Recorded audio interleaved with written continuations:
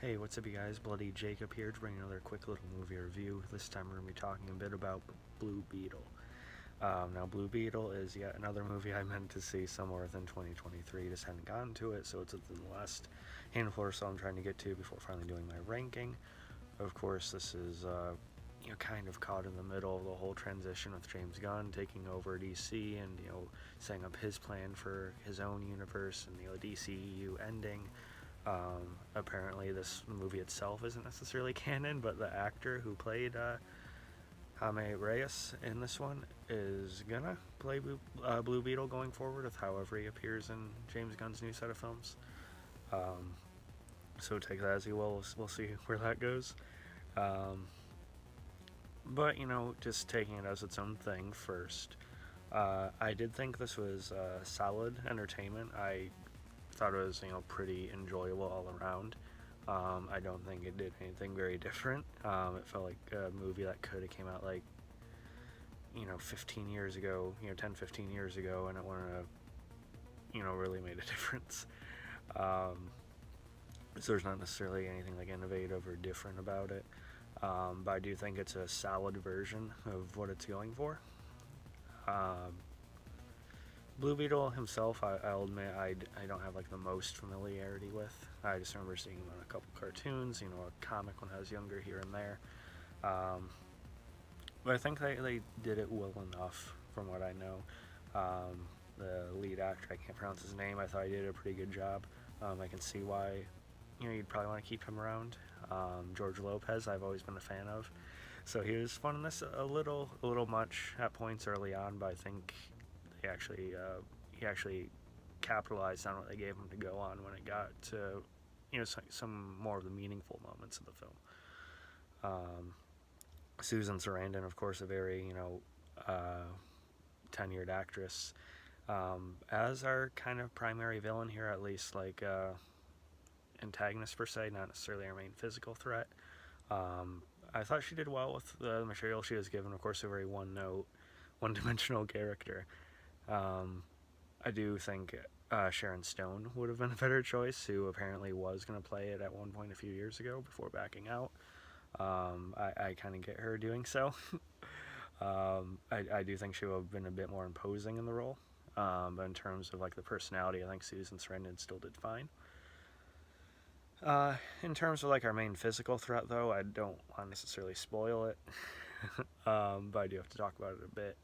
And it was fine. There were some entertaining sequences to it, but I think one of the issues was that they kind of fight, a couple times throughout the movie, and it's sort of like it's like if Iron Man fights another guy in a suit, or like another hero character fights a character almost exactly like them. Eventually, the fights get a little repetitive or boring unless they do kind of something crazy with it, and I don't think Blue Beetle ever really does that. Thus, I don't think like the climax is all that interesting to watch to a point.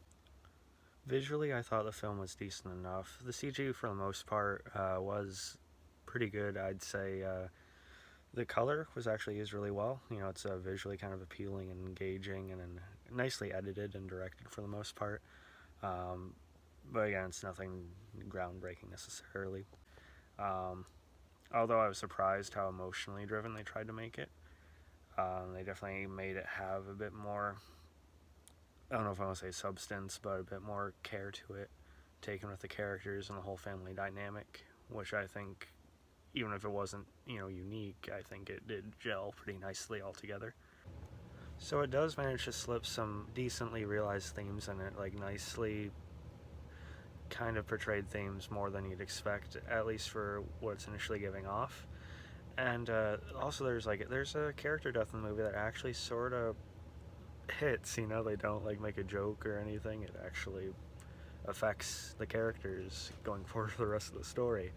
And there's even a bit where there's something kind of unsettling that happens with how Susan Sarandon's group attacks their home, and it definitely gives you off. It's obvious, and it was a lot more kind of on the nose than I expected it to go for, but I applaud it for that. And yeah, I do admit it had a bit more, I don't know, that I was willing to do. to a point to just kind of make it what it was. I thought it was, solid, decent. So fine, but nothing groundbreaking. But that being said, it doesn't have to be. It was just a nice, really enjoyable, honestly high-spirited time. The pacing was really good, and it's not like, oh my god, the greatest movie ever, but it gave me a lot of like Spider-Man No Way Home. No, not Spider-Man No Way Home. Spider-Man Homecoming vibes. And to be honest, I'd take Blue Beetle over Spider-Man Homecoming. Yeah, I said it. If I had to rate it, I'd probably give like a B minus, somewhere in there.